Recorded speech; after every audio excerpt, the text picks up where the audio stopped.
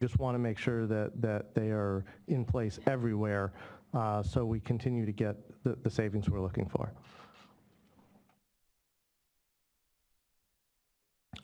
So in the current emergency regulation, there's a requirement for the urban water suppliers to enact a stage of their drought contingency plan where there are mandatory limits on outdoor irrigation.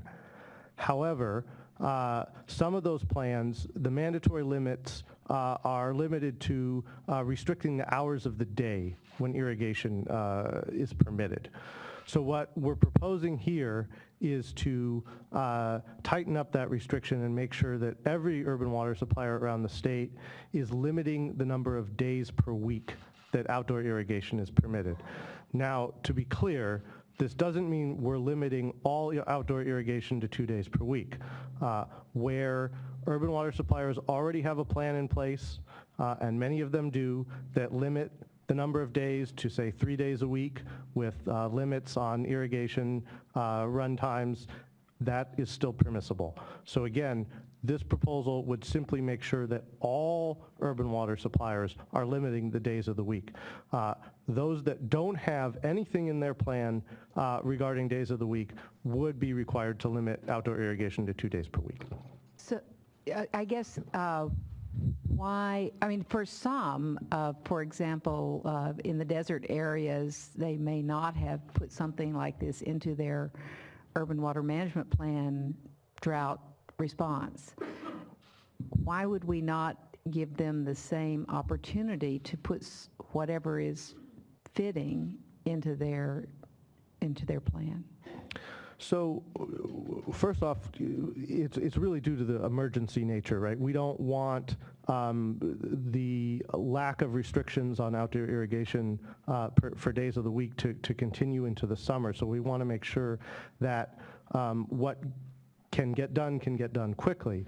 Now, having said that, they always, all the water suppliers have the option of amending these plans. They're not required to get approval from the Department of Water Resources, for this regulation to put this into place. So they could, within the time frame allotted, which we are proposing as 30 days after the enactment of these regulations, amend their plan, and if they didn't want to do 2 days a week for their area, put in 3 days a week or some variation thereof. So we are giving that flexibility.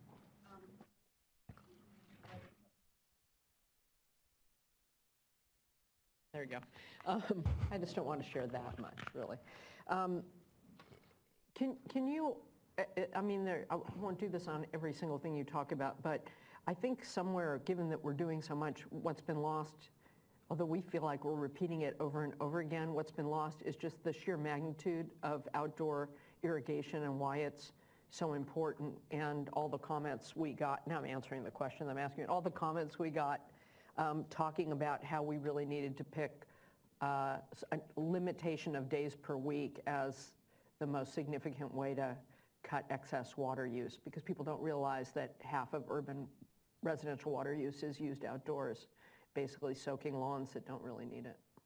Yeah, so, and we've put into last year's resolution and into this year's resolution, language that describes exactly that over 50% in some areas of the state of total residential use is for outdoor irrigation. And that's really tends to be more discretionary than the indoor water use. So that's really where we're targeting.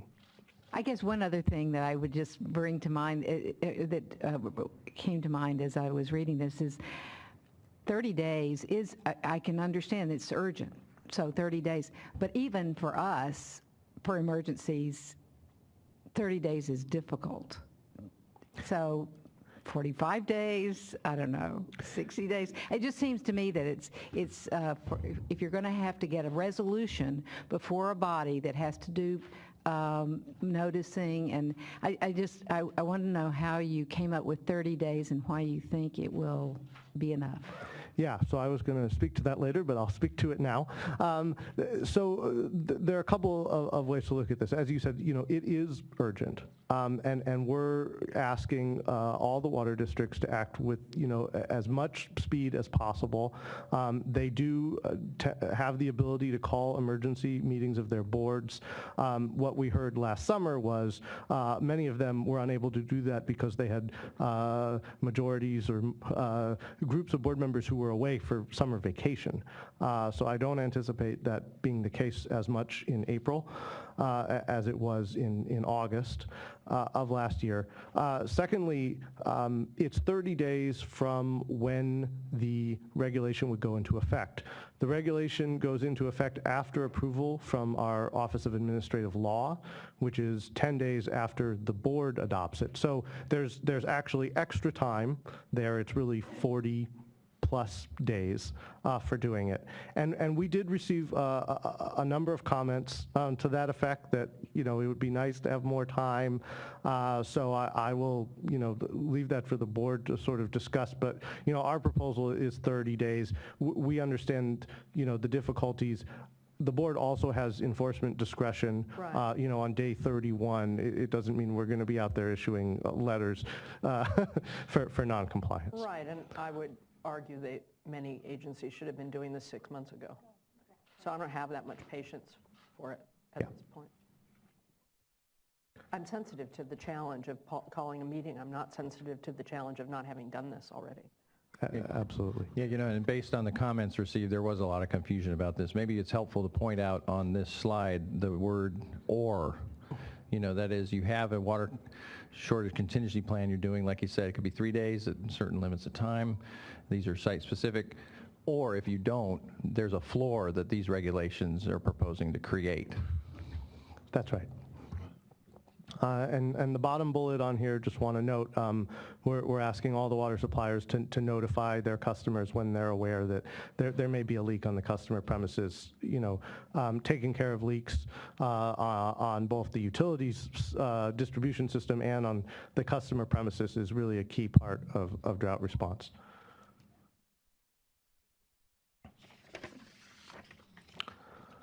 So the new reporting requirements that we're proposing will really help us to track the actions that the urban water suppliers are taking to respond to the drought, particularly in the enforcement and compliance arena. We've received a lot of questions about, well, are we keeping track of how many days a week our irrigation is permitted? We haven't been. So going forward, assuming the board adopts this regulation, we will now be tracking that along with other information.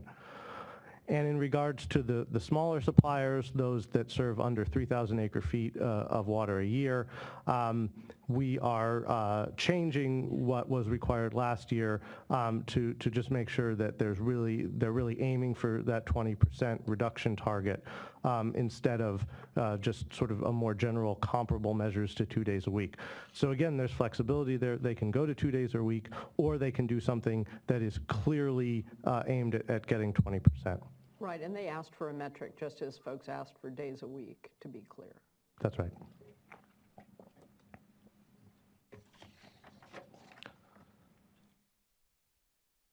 So on enforcement, we're proposing to extend the tools that we made available to local governments with last year's regulation, which is the ability to issue fines for violation of the regulation.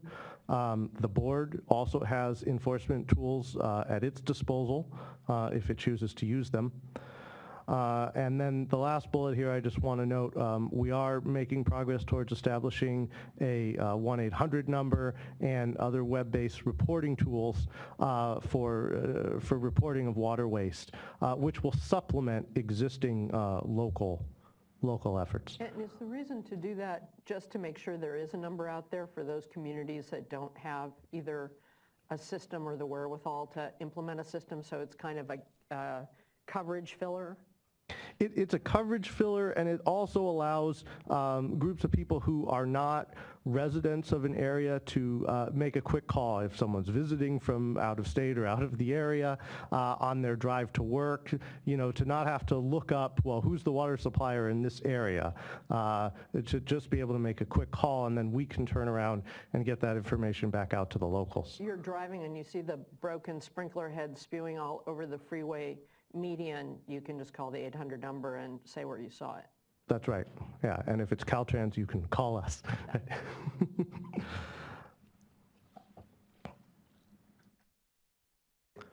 So we've received dozens of comments on this proposed regulation. These are from all manner of groups, from water suppliers, industry associations, non-governmental organizations, members of the public. And this is sort of a summary of some of the areas where people have commented. There's been some concern from water suppliers that they may, because of the way they do billing or their meters, have difficulty figuring out when a customer may have a leak. We've had concerns raised about what is measurable rainfall. We received a number of letters from golf courses and golf associations expressing concern about the days of the week restrictions on their operations. We also received comments, as Vice Chair Spivey-Wember mentioned, on the time allotted for implementing these new rules. And we also received some comments regarding the proposed prohibition on irrigation during and after rain events to allow an exemption for people who use weather-based irrigation controllers, which actually sense, the moisture needs of plants. So that's just a quick summary of the comments we've received, and I can speak to each of those at the end if you have questions. So again, I think one of the key implementation considerations for the board is this timing issue. Again, I think it's our position for the staff that 30 days should be sufficient, but we're sensitive to the challenge of doing that. For the 16% of Californians who are served by investor-owned utilities, the California Public Utilities Commission will take action to make sure that they implement these regulations. Their board meeting is on April 9th, so we expect that decision then. One of the other key... Nodding behind you, FCPUC. That's good. One of the other comments we received from numerous sources was really to ask the state to really step up its outreach and messaging effort. I already had the SaveOurWater.com link up there, but I'll say it again. SaveOurWater.com. Yeah, SaveOurWater.com. That's right. Yeah, is our statewide outreach water conservation and efficiency campaign run jointly with the Association of California Water Agencies. But certainly there's a lot of interest in maintaining the messaging to the public throughout the summer. And then there were also questions raised about, do we need to do more? Do we need to go beyond what's being proposed today, and how will the board assess that? So that's another consideration. So, as I mentioned, assuming the board adopts this today, it goes to our Office of Administrative Law. They have 10 days to approve it, and then it would immediately go into effect. So we're looking at the end of the month for this new regulation going into effect. With the board's approval, we're also going to start looking at permanent conservation regulations, because we've received a lot of comments that that's necessary. This is a drought It's not the first drought we've experienced. It won't be the last drought California experiences. And in our emerging climate regime with a decreased overall Sierra snowpack and more extreme weather, including drought, it's essential. And then finally, we're going to put more effort into to making sure that people are following the regulations this year. Right. People don't seem to realize, people have focused on the $500 fine authority that we gave to local agencies as opposed to the $10,000 a day penalty that we can assess on agencies that don't comply with the regs overall. Our focus really has been on leveraging agency leadership and action because they're the ones who are in relationship with their customers and closer to their customers. So. That's right, and as part of the new reporting that this regulation would require, we would be requiring the agencies to report on what their enforcement and compliance activities are. So we'll have a better sense of who's doing what around the state. We've also put together a resolution to accompany this, which really contains some language to ask water suppliers and residents, to sort of go above and beyond. We see this new regulation as a floor, not a ceiling, as well. So with that, I'm happy to take questions. Right. Can I just add something in your next steps? We're evaluating permanent conservation regs, but we're also evaluating the next step of emergency regulations. I mean, originally we were just going to extend now, but we got so much good feedback, we've added things now. So it's that we also may well do more temporary regulations. Yeah, we're definitely looking at that and trying to assess, when we would, what would trigger those. The likelihood that we get any more significant precipitation in the next few weeks is pretty low, but we'll know for sure sort of mid-April. Do you want to go back to the slide about the major comments received and talk a little bit about your recommendations in terms of response to those? Sure. So with the leak notification, we've basically said the water suppliers should notify their customers when they become aware that the customers have a leak. We didn't specify how they would become aware. We didn't ask them to go through, billing records. So we're really leaving that discretion and that flexibility to them. So I don't think that the proposal as it stands would need to change on that particular item. That is an item we might think about in future regs, though. Yeah. Well, and again, addressing leaks in general, I think is absolutely a topic we need to do more on for any future reg, whether it's emergency or permanent. Regarding measurable rainfall, this is sort of a similar concern to the one that was raised last year when people were asking us about what's the definition of a sidewalk. Because we have a prohibition on no washing down of sidewalks and driveways. Again, we're asking for sound judgment here. We're not going to tell people, well, you need to go to your nearest weather station and measure to the 1/100th of an inch. Again, it's if there's rainfall occurring, that really people should not be irrigating. If it's missed, again, we're asking for exercise of sound judgment here. Again, so I don't know that we need to tweak that language, or it wouldn't be my recommendation to do so.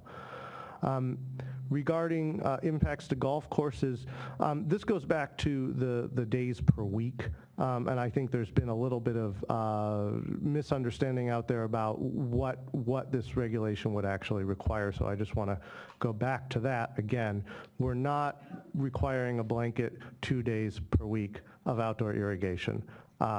If a water supplier has 3 days per week or another number of days per week, hopefully not 5 or 6, that are permitted, or that they differentiate by large landscapes versus other customers, that's perfectly allowable. Again, they can change their plans in order to provide the flexibility that their customers need, including golf courses. So again, I don't think that the proposal as it stands needs to change on our end. It's really a question of local implementation. Regarding the time for modifying the plans, we've had this question come in, particularly from water suppliers that are municipalities. Well, we've got to get our city council together. We've got to get a resolution teed up. Would that be sufficient? I think, if that resolution also is an amendment to the drought contingency plan, then that should be fine. And again, these plans, they can be amended, they can be submitted to the Department of Water Resources. They don't require approval in order for the water suppliers to move ahead and implement them.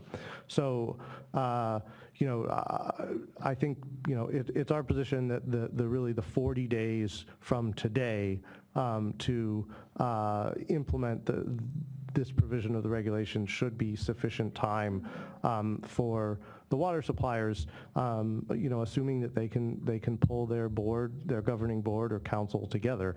And again, we will certainly exercise enforcement discretion. We're not going to again send out letters the day after for non-compliance. Right, and if people are in motion, that would be a classic place to use our enforcement discretion. Whereas if people are just not doing anything and drawing it out, it might invite us exercising our discretion another way. That's right. I mean, like you said, Chair Marcus, I mean, it's certainly enough time to get a meeting scheduled and to get an item on an agenda.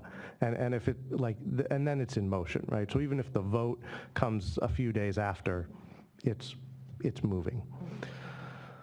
And on the last item, the weather-based irrigation controllers, it's true that smart technology, it's really useful at making sure that irrigation is being done efficiently. However, they can be, their controls can be modified. When it starts raining, they can be shut off for 48 hours.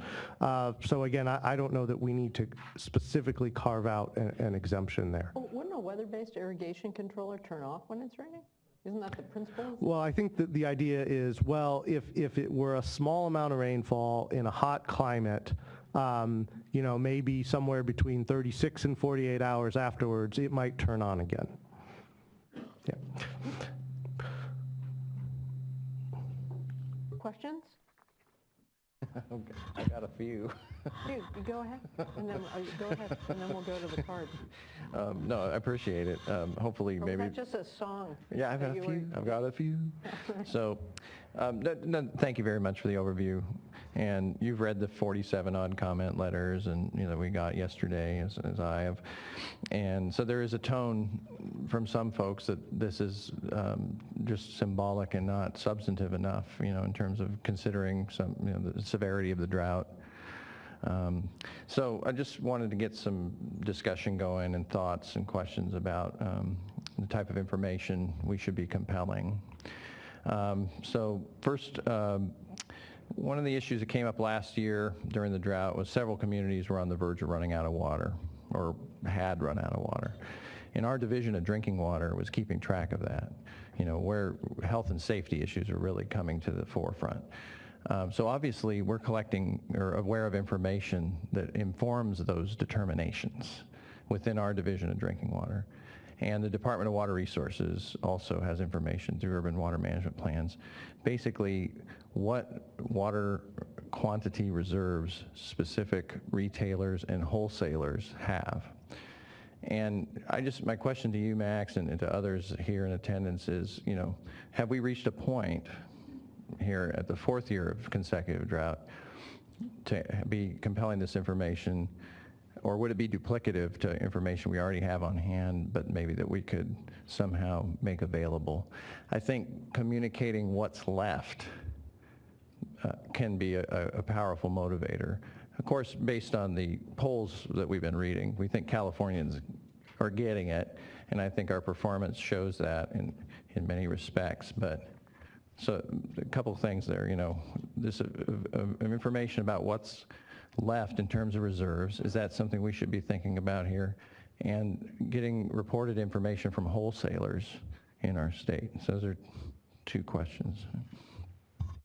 Yeah, so there are about 35 odd wholesalers in the state, which include the Metropolitan Water District, the San Francisco Public Utilities Commission, Santa Clara Valley Water District, and some other fairly large wholesalers in the north and in the south, and they are tracking, their reserve levels. So I don't think it would be too much of a burden on them to provide us with that information. When you start talking about the 411 retailers, I think that's a lot more volume we're talking about. But I certainly don't think it would be difficult to ask the wholesalers for their reservoir level information. I think we heard during the earlier presentation that the Department of Water Resources does track most of the reservoir levels around the state, but just to have that information from the wholesalers that really include their surface water storage plus whatever they think they have in groundwater reserves would probably be useful. So I know personally I'm a customer of the East Bay Municipal Utilities District, and I heard a report the other day that they're almost at 50% in their main reservoir. That's pretty scary. We haven't even hit, the warm months yet. So I think that's definitely something that we could look at for any additional emergency regulations the board would want to issue. Okay. That's something we should be talking with DWR about, just to fix, because it's going to be very complex depending on the location. So it's worth a conversation. That's good. That's why I asked too. So yeah. No, thank you very much. Just real quickly, on the last round of regulations, we had an optional entry box in the electronic reporting for enforcement and compliance activities. And what's different about this time compared to last time? So this time it would be mandatory, and we're actually going to specify on the reporting form what information we want. So we're going to ask, for example, for the days of the week that watering is allowed. We're probably going to ask for the number of warning or citation letters that have been issued, and some other types of information. So we'll have then that information for all of the water suppliers around the state, and we can really get a picture again of who's doing what in terms of enforcement. Yeah, I think that's good for now. I just note that our outdoor irrigation, and considerations are out that there are some health and safety related issues with outdoor irrigation, like long-term viability of trees and that sort of thing. So I don't want to necessarily say all outdoor irrigation is off the table, but it seems like it's going to be, a substantive discussion moving forward here, looking at no snowpack in the southern half of the state, and New Melones at 600,000 acre feet. Things like that. And again, if we don't get the rain and particularly the snow this coming winter, then things like massive drastic restrictions on outdoor irrigation are going to be on the table. But one thing that perhaps we could ask the SaveOurWater.com is to put a special notice as to what people should do to protect their trees. If they're letting their lawn go, that's great, but we don't want the tree to fall on the house or on people, or So if that message could get out as to what to do to protect your trees. They do have a bit. I saw banners that they had, but I think highlighting it would be great. I think it really needs to be up front, because the general message is getting out there, and a lot of people just don't know what to do. That's a good point. That's a good point. Well, we can definitely contact the department and see about that. Okay, let's move to public comment. I'm sure that will stimulate more. We have a lot of public comment, a long day, so I'm going to limit them all to 3 minutes. Probably probably should do 2, but I'll do 3. If you do 2, it'll be appreciated. And I have a group of folks coming up together. Craig Kessler, Southern California Golf Association, Mark Connerly, California Golf Course Owners Association and Golf Course Superintendents Association, Northern California, Ron Zakaik, I'm sorry if I pronounce that wrong, Cinnabar Hills Golf Club, and Brian Boyer also from the Cinnabar Hills Golf Club and the Superintendents Association as well. Hello. Hello. Madam Chair, members of the board, thanks for the opportunity to speak. I'd like to clarify a little bit some of those concerns that were mentioned that came from the golf industry, indicate what the concern was and precisely what the concern isn't. First of all, the concern isn't with these emergency regulations necessarily, or support them.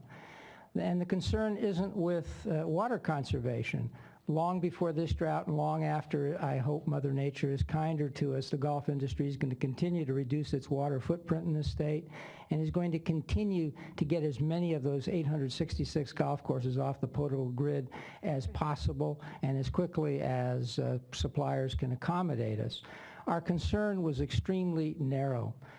Day of week, time of day restrictions for an industry that invests as much in irrigation technology because water is an extraordinarily expensive line item on the ledger is simply those are not consistent with the result you want.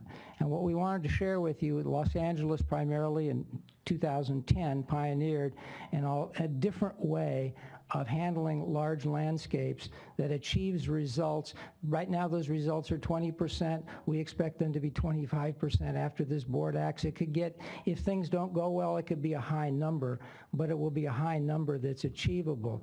Because the reality is, the way golf courses are set up, if you become focused on compliance with 2 or 3 day restrictions, some of my colleagues will kill me. This is the way golf courses can comply with that. They will overwater on those 2 or 3 days, produce bad golf courses, and not conserve water.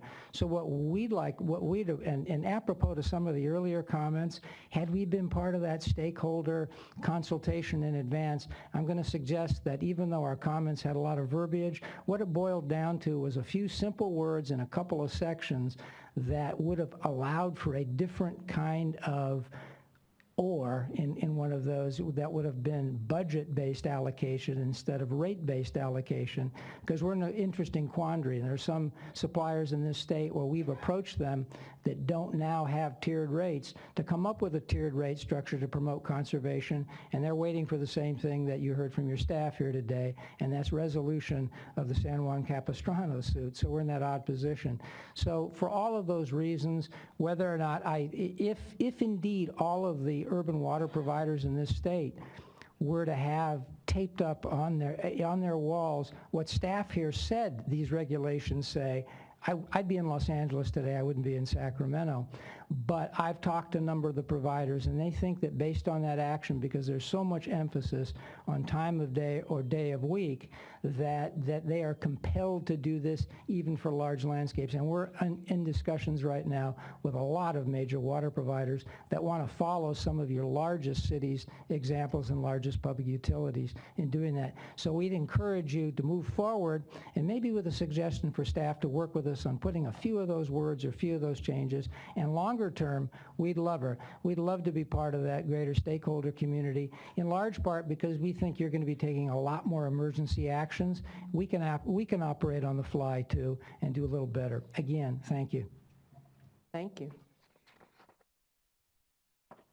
Thank you. Mr. Connerly? Yes. Madam Chair, board members, I'm Mark Connerly, Executive Director of the California Golf Course Owners Association and the Golf Course Superintendents Association of Northern California. And I would like to echo my colleagues' sentiments. We want to be your partners in this, and throughout the state, we're making efforts to conserve water at every opportunity. And really, it's just the simple message is that we don't want to put the means ahead of the end. We believe that we can certainly reach the goals of water conservation that you're seeking, and in fact, in many cases, exceed those goals within the constraints of agronomic practices and water stewardship that make sense, that allow our members to deliver a golf course that is of interest, of appeal to the golfing public. So we're really behind three primary concepts, and I've heard you speak to these concepts today, as a matter of fact. The first is collaboration, and Board Member Moore mentioned partnership. Just another word for really what we're interested in is a public-private collaboration here on developing water conservation strategies and regulations that meet the needs of our constituents. Number two is the concept of flexibility. And again, as Mr. Kessler mentioned, in LA County, they've had these flexible means in place for quite some time, and the results have exceeded the 20% goals that were put in place. So please keep an open mind to the concept of flexibility here. And then the third is simply precedent. Again, we have a precedent here in LA County that shows that it can be done if we focus again on the end and not on the means, and give the industry the opportunity to reduce turf, to use technology such as weather-based irrigation controllers and other technology. We can achieve the means that we're searching for here. So I simply encourage you to incorporate the language that kind of clarifies what we're seeking here. And one final point is that I've heard conversation about water districts that have alternative means or alternative methods in place. What I'm not sure I'm clear on is those districts maybe that don't yet have some alternative methodology in place, and making it clear that they can still pursue that, and they're not restricted to this edict of 2 days per week. I think there might be a little bit of misunderstanding there, and I would just like clarification language incorporated to that extent. Thank you. All right, there's a question though. What we were asked for by so many of our commenters and speakers was more clarity rather than so much flexibility that things wouldn't happen. We did put in the allocation-based rate structures, but that's not something people can do in an emergency turnaround because it takes a lot of time to do it. I also thought I heard that if folks heard what was said today, they would feel a little bit better about it. I'm not exactly sure what you're asking us to do, so I want to turn to Max, because you've obviously heard all this, and happy to work with you in the future, because obviously we're going to need to go further if it doesn't rain, so happy to do that. I'm just troubled with the idea of creating a loophole so big nothing happens. Okay, so I'm going to go a little bit into the minutia of rate structures, so bear with me. We created an alternative compliance mechanism in the emergency regulation last year for water utilities that have allocation-based rate structures. An allocation-based rate structure is something that's defined in the water code, and it's very specific about how those allocations are set up. So we have approved a couple of those alternate plans for a few water districts, Irvine Ranch Water District, Moulton Niguel Water District among them, that provided us detailed documentation of their allocation-based rate structure, which meets the requirements in the water code and demonstrates really superior conservation achievement. Water budgets are something that the LA Department of Water and Power and other water districts use primarily for large landscape customers as part of their overall rate design. They're not part of an allocation-based rate structure. They're sort of a separate mechanism. So I think part of the misunderstanding here is about what an allocation-based rate structure is and what that alternative compliance mechanism we created does. Now, having said that, what the LA Department of Water and Power has in terms of its water budgets within its overall rate structure, which includes specific budgets for golf courses and large landscapes, is something that can be copied by other water districts around the state. They don't need the board's approval to do that. So I think, what's being asked for here is something that absolutely we would, encourage other water districts to do, but it doesn't fit within our regulation, and as I stated earlier, our regulation really does provide the flexibility to all of the 411 water districts around the state to put something in place that would have, specific allocations or budgets, if you will, for large landscape customers like golf courses. So I guess I still think there's a little bit of a misunderstanding here. It's an alternative. Then not our exemption, but that kind of a rate structure, say that LA has, would comply with this? Yeah, so I mean, part of LA's structure is they limit outdoor irrigation to 3 days per week, but they have sort of special rules for large landscapes, which are sort of separate from that. So that would comply. Now I understand a little better. And it could just be a matter of communication. What I've heard from my members is that the districts don't understand that, and so maybe it's just a matter of communicating that message to the districts, and that could potentially solve the problem. Yeah, we may need to just do another call. And possibly what you could do, and what all the associations could do, is put the language that is in the in the requirements from LADWP up so that your members could go to their local water agency to discuss another option. Appreciate that. Yeah, that's right. I mean, so the 30-day thing we talked about, getting the replacement, the floor regs in, they don't have to be 2 days per week. Right. That's right. And so LA, for example, already has 3 days a week. It has special budgets for large landscapes, and that they can continue to do that under our regulation. Okay. To be clear, 2 days per week is a backstop for every entity every urban water supplier that does not have a mandatory restriction on days per week. Thank you. Thank you. Mr. Zarek. Sorry, Zarek. That's an R. I thought it was a C.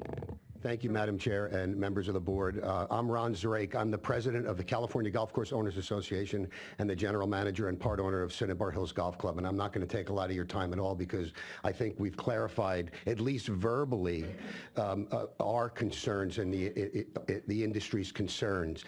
I'm not a lawyer, but I read the proposed regulations very carefully, and I went back to the cross-references of all the other water law that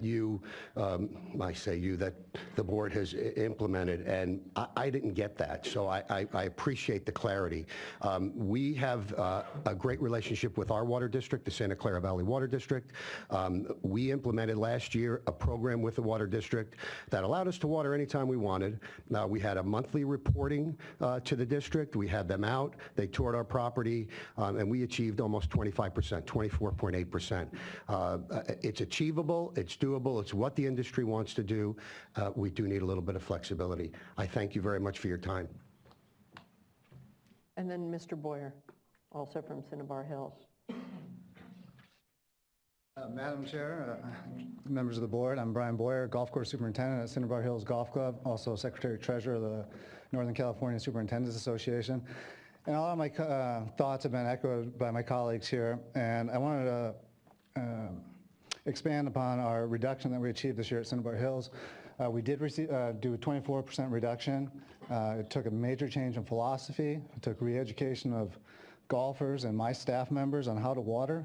We employed new water techniques, fertilizer strategies. We reduced turf, permanently reduced turf, almost 2 acres worth. And it wasn't because it was an easier year to grow grass as well. July, August, September, October, the hardest months to grow grass, we actually had higher evapotranspiration rates. But given our relationship with the water district, we were able to use our supplies effectively to maintain a viable business And with 2 days per week, I'm afraid that leaves me very few options to maintain a viable business. So I ask that you please consider an alternative means of water reduction for the large landscape sector. And I also implore you to lean on the Superintendents Associations. Right here locally, you have the Sierra Nevada chapter with a strong group of superintendents. You have the Northern California guys in the Bay Area, Monterey.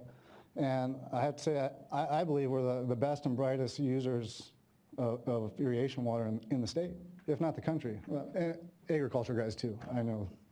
So I don't want to exclude them. We don't want to get you in trouble. But that's all I had for today, and I want to thank you for your time. Thank you. David Bolin, Association of California Water Agencies.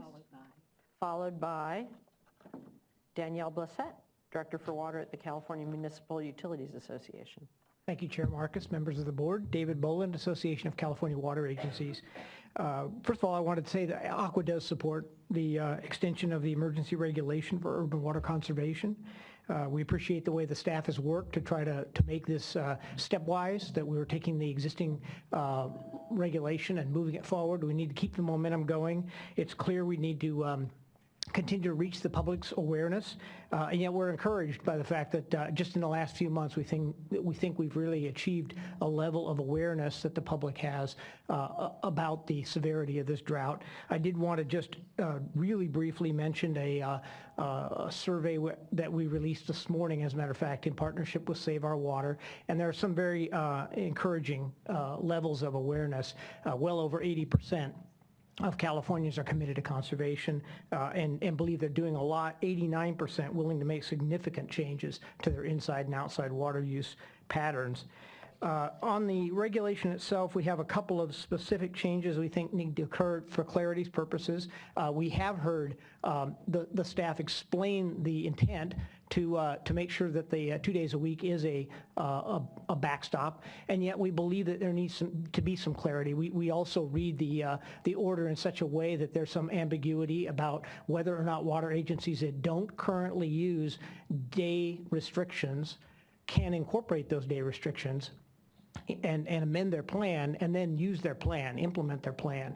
And we think we appreciate the fact that the WaterBoard has focused on using the local water shortage contingency plans as the tool to implement this regulation. They are flexible, they are variable around the state. We think that's a strength. They adjust to the weather issues and the supply issues that are different for different agencies. And this issue of mandating a particular days per week is something that is a bit of a hard sell for some of our agencies. They have lots of reasons to believe that irrigation practices are more the focus rather than the number of days.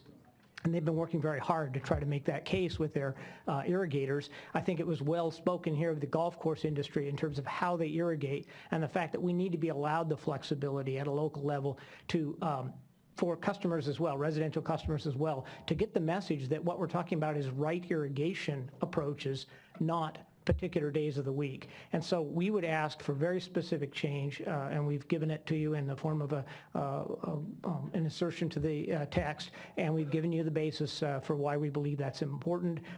We would continue to advocate for it. We also are advocating for the full 60 days. We believe that 30 days is well insufficient for most public agencies to get this done. We want to be in compliance with the law. We want to get it done in a public setting. We have that relationship with our customers, and we need to make the case through public hearings and due process.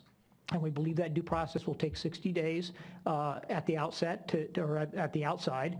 It may take less in many jurisdictions, but we want to be fully compliant, and we want to make sure that the WaterBoard is able to put a regulation out there that passes the straight face test for all the agencies, and that we can go ahead and keep that sense of credibility with our due process and our members, the fact that we have to have public decisions on these kinds of things, and that we are bringing the public along. So those are the two issues that we would like to see rectified, I guess, and amended in the regulation. Otherwise, we fully support it. Could we have staff, I know you've already responded to the issue of some additional time, but on the clarification sought for the backstop and the contingency plans? So the way this would work is if a water supplier that does not currently have a limitation on days per week, they would have two options, right? They could go to 2 days per week, or in the time allotted, they could amend their contingency plan to put in something else that would include a limitation on the number of days per week, and then that would become operative. Right, I'm just referring to the language that Aqua provided. And we would like Clarifying this. that very language inserted into the regulation in the place where we indicated. And if that were done, it sounds like we're in agreement about the process that's afforded to the agencies. It's just a question of putting the words in the actual document so it clarifies it. So how does staff feel about the 865B1 suggested change? I'm not looking at it currently, but maybe I'll defer to my colleague. Have you had a chance? Max, Yeah. why don't I go ahead and read it to you, just to bring it up. The addition that Dave is requesting and in section B1 would add, or shall amend its water shortage contingency plan to include mandatory restrictions on the number of days that outdoor irrigation of ornamental landscapes or turf with potable water is allowed, and implement these restrictions within 60 days. So the two concepts are in there, the time extension along with the clarity about amending the plans. And just to be clear, we do have sort of under section C, for those who do not have a water shortage contingency plan, the language could be read as plain, just plainly stated, 2 days per week limit. We don't really have a phrase in section C that articulates this intent of this or alternative. Any thoughts on that? Yeah, I think that the intent of how the reg was structured was that the phrase is used in two places, a water shortage contingency plan that includes mandatory restrictions on the number of days that outdoor irrigation is allowed, essentially. So that's in B1 and in C. And so the intent was that those two locations cover the entire universe. Anybody who has a plan that does that, has restrictions on number of days, follows B1. Anybody that doesn't, and that's not anybody that doesn't have a water shortage contingency plan, but anybody that doesn't have a water shortage contingency plan, that includes restrictions on the number of days. Same phrase in both places, B and C, must go to 2 days or get back under B. Amend it and have a water shortage contingency plan that limits the number of days. So there's nothing inherently objectionable about the Aqua proposal. We thought that this closed the loop completely and that explanation maybe comes better in a resolution than in the regulation. But again, there's nothing objectionable about it. It doesn't change how this would operate at all. And I would just add, when it comes to writing regulations, we aim for parsimony, but no, we don't have any objection. Yeah, we don't have any objection to that. As Board Member Diadamo mentioned, there's the question of the number of days, which is separate, I think. But I'd leave that to the board. Sorry, I'll add one thing. If we're talking about the language that Aqua has proposed, there is one thing that we wouldn't necessarily jump on, and that says 60 days, and elsewhere we say 30 days. So those should remain consistent throughout. No, we'll have to the board will have to decide what they want to do on that, or the arguments both ways. Well, I actually have 2 points on that. One is that we did pick up on the consistency issue, and we propose actually 60 days for all of these implementation decisions for all the decision makers, so that we have a level playing field there. And then the other point is that we are not necessarily in support of irrigation limitations by day, and we've kind of gone along with this because this is the way the staff wrote it in the first place. Well, a lot of people wanted us to too. There were a lot of people did ask us to do it. So Understood, and we recognize the fact Some that of your members asked us. we understand that, and there's a diversity of opinion. We have a small group that I actually tried to work with to corral into, what we were going to propose, and we proposed the minimum we thought necessary to make sure that the intent is understood and that we can enforce it. it. But I think the point, and I think it's been made by the golf course folks, and it's going to be made, I think, by various water agency representatives, is that we do need the flexibility. And we do need to defer to these local water shortage contingency plans and to the wisdom of the folks that put those plans together, and that there are lots of ways of achieving the objective. And in fact, the objective is not to control the number of days people irrigate, but to control how much water they use on their landscape irrigation, and that we need to keep our eyes on that prize. And we want to help the Water Board with that process. Maybe that would be something we can tee up in additional regulations down the road a little ways, and we can kind of clarify this need for flexibility and yet maybe performance-based regulations as opposed to prescriptive ones. David, I totally understand what you're saying, but let me just give you an example of why I'm not sympathetic. I live in an area where we have we do not have days of the week restrictions. I hear sprinklers going on every day, but we have lips around our property such that there is no runoff. It's not working. We're using too much water, and it's being kept like a swimming pool in our HOA. And so, in conversations with folks in our area and with our water district, the suggestion was, if you want to have a restriction of days of the week, which I think would work very, very well in our particular situation, then we need to say so, and that's what we've done. And as you know, there is a difference of opinion out there about the success of that, and there's some concern that if we do limit to 2 days a week, that people over-irrigate even on those days, and that we need to change the focus from controlling the days they irrigate to the way they irrigate. It's too expensive. It's too expensive. Yeah, go for it. Absolutely go for it. Thank you, David. Thank you. Thanks for all the great SaveOurWater.com work. Danielle Blissett, California Municipal Utilities Association, followed by Christina Donnelly from the Pacific Institute. Hi, Danielle Blassett with CMUA.